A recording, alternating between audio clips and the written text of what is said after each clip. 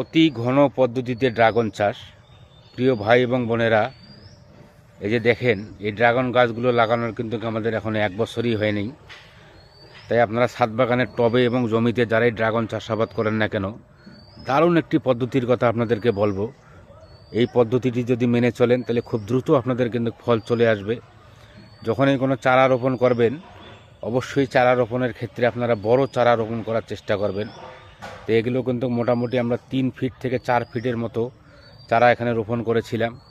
এই যে দেখেন, অলরেডি কিন্তু এবছরই কিন্তু আমরা 1 বছরের মধ্যেই কিন্তু আমরা এখানে ফল পাবো। এবং গাছের গ্রোথ এবং বৃদ্ধি দেখেন কত সুন্দর বৃদ্ধি হয়েছে।